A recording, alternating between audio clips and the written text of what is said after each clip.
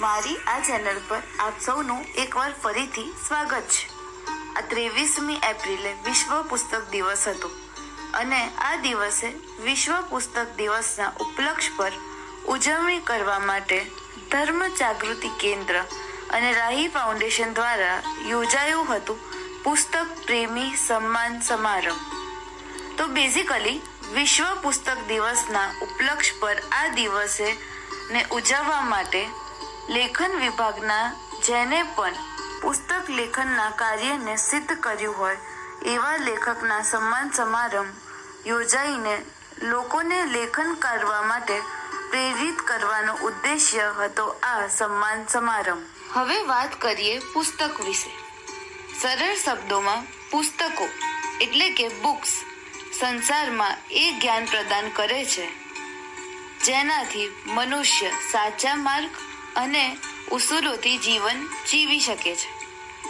જ્ઞાન આપણને મોહ, માયા, ક્રોધ, દ્વેષ જેવા દુર્ગુણોથી દૂર સદાચાર અને સત્યના ગુણો પ્રદાન કરે છે. પુસ્તક આપણી સાચી મિત્ર છે એવો મુહાવરો સાંભળ્યો જ હશે, પરંતુ આ યથાર્થમાં પણ સત્ય છે.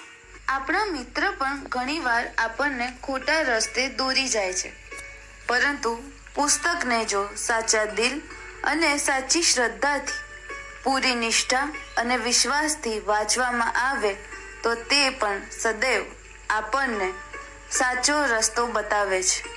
આનું ઉત્તમ ઉદાહરણ છે ભાગવત ગીતા. એવું માનવામાં આવે છે કે જ્યારે કોઈ પણ વ્યક્તિ સંકટ સમયમાં ભગવાન શ્રી કૃષ્ણનું સ્મરણ કરી પોતાના હૃદયમાં પોતાની ઉલઝનને સ્મરણ કરી ભગવદ્ ગીતાનું અધ્યયન કરે છે ત્યારે પુસ્તકમાં જે પત્તું ખુલે તેના જમણી તરફનો પહેલો શ્લોક તેની એ ઉલઝનનો હલ બતાવે છે. આ તો થઈ પુસ્તકની વાત, પણ તમને ખબર છે પુસ્તક ખાલી જ્ઞાન જ પ્રદાન નથી કરતું, તે તમારી કાલ્પનિક શક્તિ પણ વધારવામાં મદદ કરે છે. કારણ કે પુસ્તક વાંચીને તમે તમારા મનમાં એ ચિત્રોનું અવલેખન કરો છો ત્યારે તમારી ઇમેજિનેશન પાવરને પણ કેળવવાની એક માધ્યમ બને છે પુસ્તક.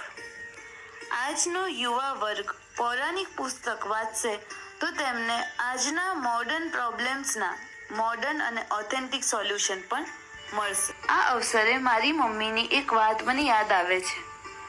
એમને કીધું હતું કે કોલેજની બુક્સ વાંચીશ તો વિદ્યા પ્રાપ્ત થશે, જો ધાર્મિક પુસ્તક વાંચીશ તો ધર્મ જ્ઞાન પ્રાપ્ત થશે, અને જો મેગેઝિન ન્યૂઝપેપર વાંચીશ તો સામાજિક જ્ઞાન પ્રાપ્ત થશે. એટલે ખાલી કોલેજ કે સ્કૂલની પુસ્તક ના વાંચતી. કોઈ પણ વ્યક્તિ ખાલી વિદ્યા પ્રાપ્ત કરી ઉન્નત નથી બની શકતો. સાચા અર્થમાં ઉન્નત વ્યક્તિ પાસે વિદ્યા, સામાજિક જ્ઞાન, ધાર્મિક જ્ઞાન, ભૌતિક જ્ઞાન અને સારા લોકોની સંગતિ હોવી આવશ્યક છે. આ તો થઈ પુસ્તક અને તેના જ્ઞાનની વાત. પરંતુ આજના આધુનિક યુગમાં મનુષ્ય પુસ્તકથી દૂર હટી સોશિયલ મીડિયાના જાળમાં ફસાઈ ગયો છે.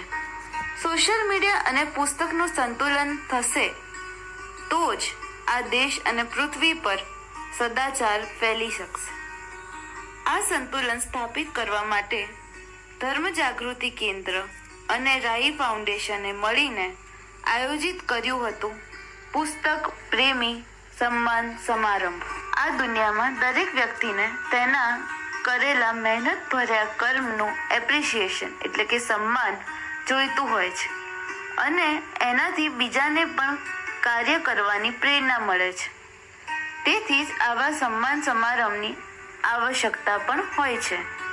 મારી વિડીયો જોનાર દરેક વ્યક્તિને હું નિવેદન કરું છું કે જો તમે પુસ્તક ના વાંચતા હો તો આજે જ શરૂ કરી દો. વિલંબ ના કરતા આ વિડીયોના અંત થતાં જ વાંચનની ટેવ અવશ્ય કેળવજો. પુસ્તક નહીં તો ન્યૂઝપેપર, મેગેઝિન વાંચો, પણ વાંચન અવશ્ય આરંભ કરો. હવે એક વિશેષ સૂચના. જો તમારા નજીક કે નિકટના કોઈ એવા લેખક હોય જેમને લેખન ક્ષેત્રના વિભાગમાં અદ્વિતીય કાર્ય કર્યું છે તો તેના નામ ને ડિટેલ્સ અમારા મેલ આઈડી પર અવશ્ય મોકલજો. નેક્સ્ટ યર એમનું પણ સન્માન સમારંભમાં નામ હોઈ શકે છે, કારણ કે કોઈ વ્યક્તિ જો કર્મ કરે છે તો તેને એનું એપ્રિશિએશન, સન્માન અવશ્ય મળવું જોઈએ. મેલ આઈડી અમારા ડિસ્ક્રિપ્શન બોક્સમાં છે. આ સાથે જ હું અહીંયા મારી ટૂંક વાતનો અંત કરું છું અને આપણે સન્માન સમારંભ તરફ વધીએ અને ત્યાં કોનું સન્માન થયું અને કયા કયા મહાનુભાવ ત્યાં ઉપસ્થિત હતા તેમના વિશે જાણીએ.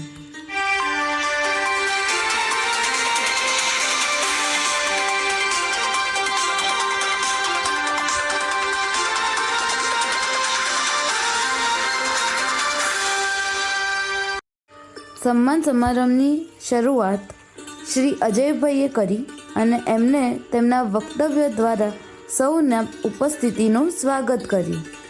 તેના પછી ત્યાં ઉપસ્થિત સૌ મહાનુભાવોનું ટૂંક નોંધ લેવામાં આવી. સૌ પ્રથમ કાર્યક્રમનું મુખ્ય સ્થાન પ્રમોદભાઈ બાલુભાઈ શાહનું, પછી ધર્મ જાગૃતિ કેન્દ્ર પ્રમુખ અતિથિ વિશેષમાં ડૉક્ટર માણેક પટેલ, જેનું ઉપનામ સેતુ છે. પછી પ્રાસંગિક પ્રવચનો માટે જયેશભાઈ પરીખ, જે ચિંતક અને લેખક છે, અને કિશોરભાઈ ઠાકર, જે વિચારક અને વક્તા છે, તેમનું સન્માન કરવામાં આવ્યું. ત્યારબાદ આમંત્રિત લેખકોનું સન્માન કરવામાં આવ્યું. સૌ પ્રથમ ડૉક્ટર વિનીત પરીખ, જે પોતાના દવાખાનામાં પુસ્તકાલય ચલાવે છે. શ્રી સંતોષ કરોડે, જે પુસ્તક પ્રેમી તેમજ વિવિધ પ્રસંગોએ મિત્રોને પુસ્તક ભેટ આપે છે. ત્યારબાદ શ્રી જયેશભાઈ પરીખ, જેમને બહેરામપુરાની એક મ્યુનિસિપાલિટી શાળામાં ગ્રંથાલય બનાવી આપ્યું છે. તેઓ આખા અમદાવાદમાં 10 સ્થળે ગ્રંથાલય બનાવવાનું સંકલ્પ ધારણ કર્યું છે.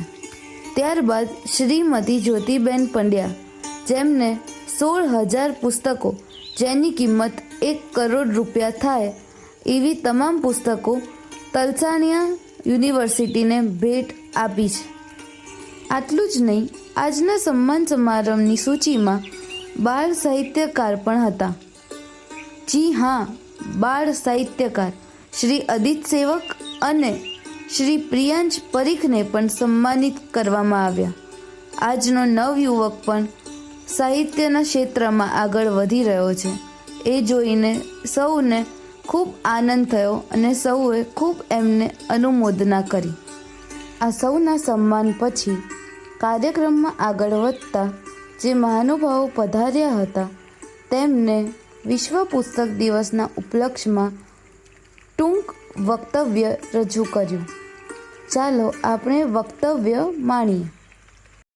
મહાનુભાવો અને ઉપસ્થિત બધા આમંત્રિત મહેમાનો, આજનો દિવસ એ આપણા માટે બહુ જ મહત્વનો દિવસ છે.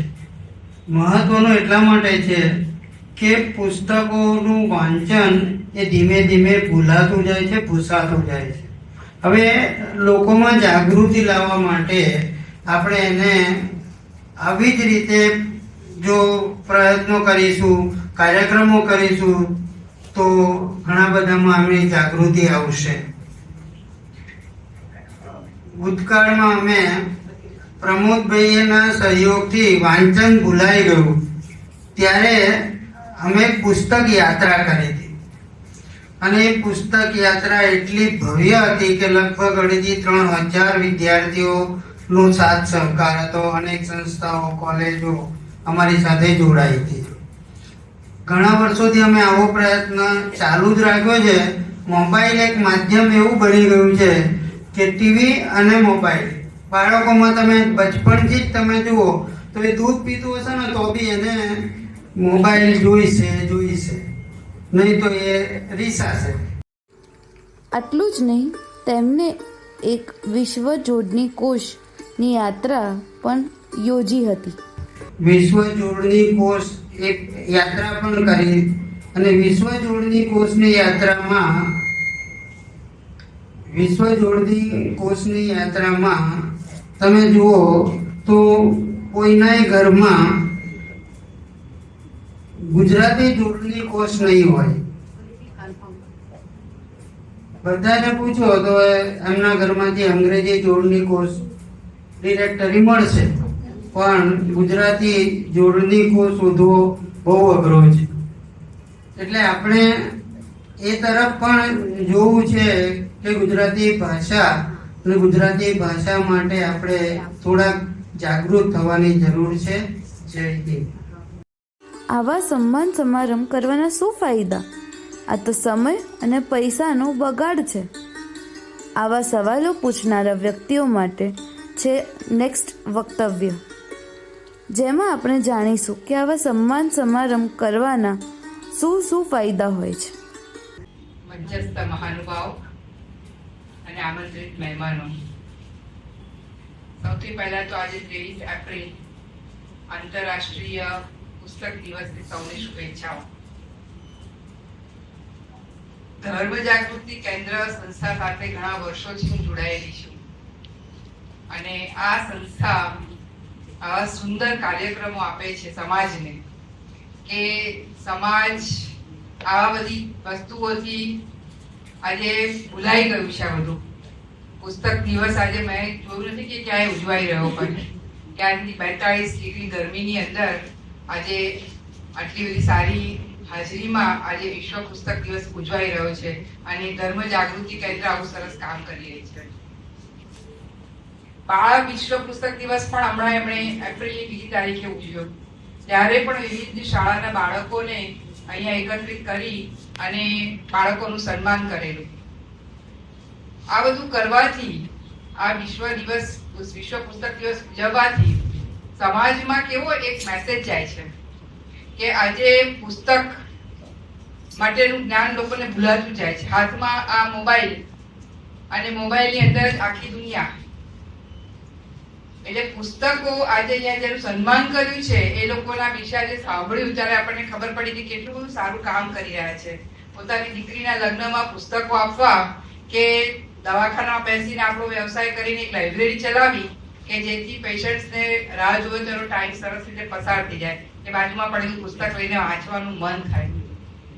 તો આટલા સારા પ્રોગ્રામો કરવાનો વિચાર આજે ધર્મ જાગૃતિ કેન્દ્રના પ્રમોદભાઈ અને એમની ટીમને આવ્યા કરે છે અને અમને બધાને સાથે લઈને પાછા આ બધા પ્રોગ્રામ કરે છે.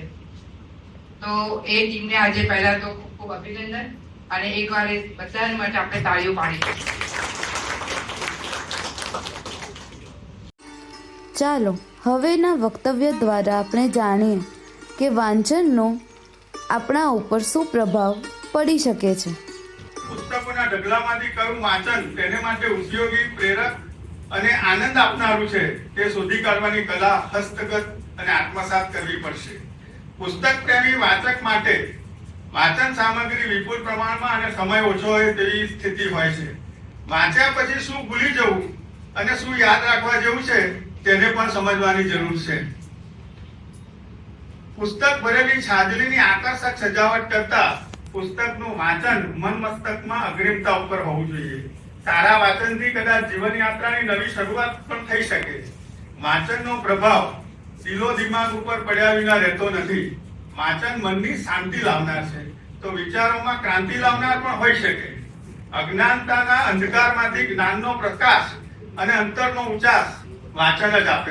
ચાલો હવેના વક્તવ્ય દ્વારા આપણે જાણીએ કે જે વ્યક્તિ યોગ્ય નથી એવા વ્યક્તિના હાથમાં પુસ્તક આવે તો શું ગેરફાયદા થાય છે. રગે રગમાં લોહીને બદલે પુસ્તક વહે છે. હવે આ મહાનુભાવોની સમક્ષ બોલવું એટલે કે મોરારી બાપુને રામચરિતમાનસની કથા કહેવા જેવું લાગે છે મને.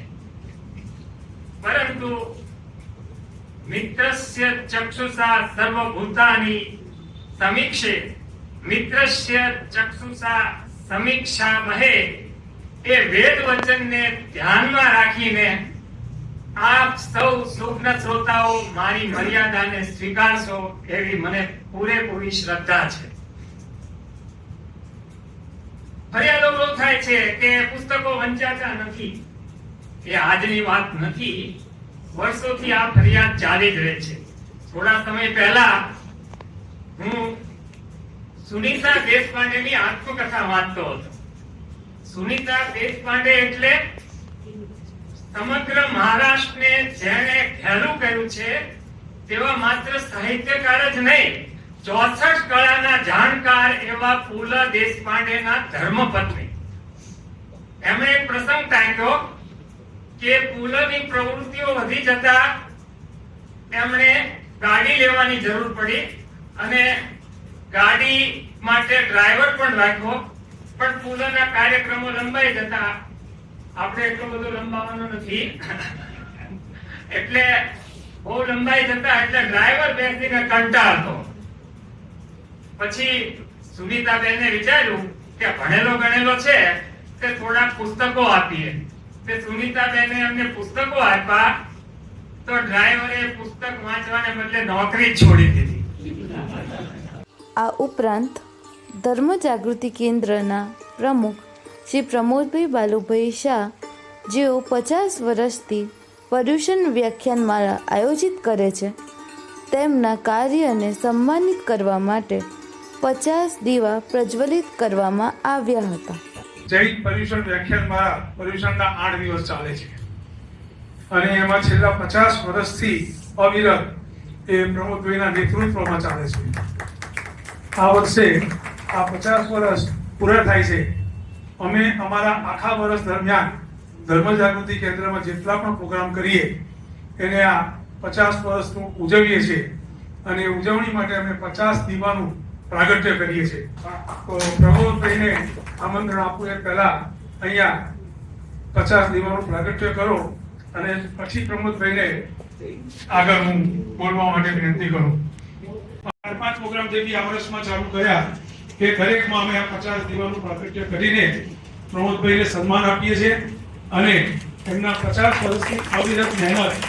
આજે કોઈ બી એક કામ કરવું હોય ને તો 50 વર્ષ સુધી એકલાએ કરવું તે આપણે વિચારી શકીએ કે ક્યારે થાય. આપણે બધા કોઈ બી પ્રવૃત્તિ કરી હશે તો 2 વર્ષ 5 વર્ષ અને કેટલીય સંસ્થાઓ 10 વર્ષે કદાચ કોઈ પણ કારણસર અટકી ગઈ હશે.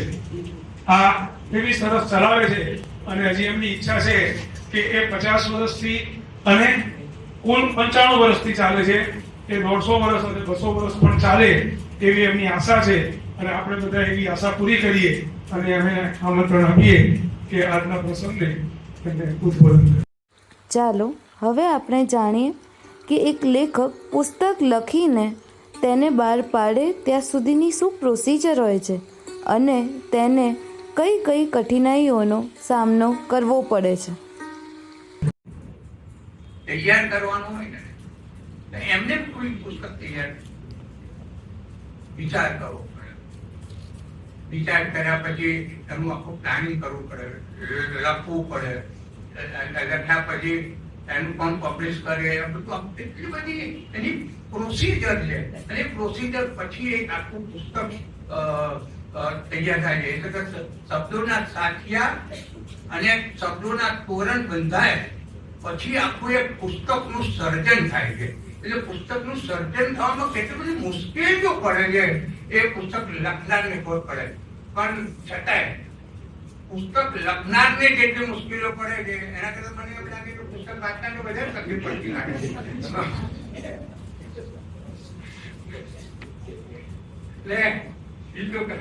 એટલે ખરેખર તો શબ્દો રૂપી કંકુ અને ચોખાનો ચાંદલો કપાળમાં થાય ને ત્યારે પુસ્તકનું સર્જન થાય છે. એ પુસ્તકનું સર્જન, એનો આનંદ, એ આનંદનો ઓળકાર એ ખરેખર જે એનો અનુભવે ને એને જ ખબર પડે છે. અને સાથે સાથે એક સરસ વાત કરું કે ઉત્તમ સાહિત્ય હૃદયની વેદનાને તેજસ્વી કરે છે. જે ઉત્તમ સાહિત્યો એ હૃદયની વેદનાને તેજસ્વી કરે છે. આ અંગે ઝવેરચંદ મેઘાણીના પુત્ર મહેન્દ્ર મેઘાણીએ બહુ સરસ વાત કરી છે અને બહુ સ્પષ્ટ લખી છે કે બારણાની તિરાડોમાંથી ફૂલની સુગંધ જેમ વાયુ માટે પથરાય છે, રોમાંચિત થાય છે, તેમ ઉત્તમ વાચન ચિત્તમાં પ્રવેશીને આનંદ લહરથી વાચકને ડોલાવે. આ ઉત્તમ સાહિત્ય, ઉત્તમ વાચન શું કરી શકે એની વાત મહેન્દ્ર મેઘાણીએ કરી છે. હવે એક અંતિમ અને સૌથી જરૂરી સૂચના. ચૂંટણીનો સમય ચાલે છે. અલગ અલગ પ્રદેશોમાં અલગ અલગ સમયે ચૂંટણી ચાલતી હશે. આપ સૌને અમે નિવેદન કરીએ છીએ કે આપ સૌ પોતાનો વોટ આપવા અવશ્ય જજો, કારણ કે voting is not your right, it's your duty. એ તમારો અધિકાર છે. વોટ અવશ્ય આપો અને એક સાચી સરકાર બનાવવામાં પોતાનો સહયોગ આપો. આગામી લોકસભાની ચૂંટણીમાં હું મતદાન કરીશ અને કરાવીશ અને આ માટે પ્રચાર કરીશ. આ હતો સન્માન સમારંભનો અંત. અને આની જ સાથે હું એટલું અવશ્ય કહીશ કે આવા સન્માન સમારંભ ભવિષ્યમાં બી આયોજવા જોઈએ. આની જ સાથે હું મારી વાતને આ વિરામ મૂકું છું. આવા જ ડિજિટલ કવરેજને જોવા માટે તમે અમારી ચેનલને સબસ્ક્રાઈબ અવશ્ય કરજો. આ વિડીયોને બીજા સાથે શેર કરો અને મારી વિડીયોને લાઈક અવશ્ય આપજો. અંતમાં હું ધર્મ જાગૃતિ કેન્દ્ર અને રાહી ફાઉન્ડેશનનું અનુમોદન કરું છું તથા શ્રી પ્રમોદભાઈ બાલુભાઈ શાહનો આભાર માનું છું મને આવા સન્માન સમારંભમાં બોલાવવા બદલ. ચાલો હું લઉં તમારી વિદા. આપને મળીએ નેક્સ્ટ વિડીયો પર.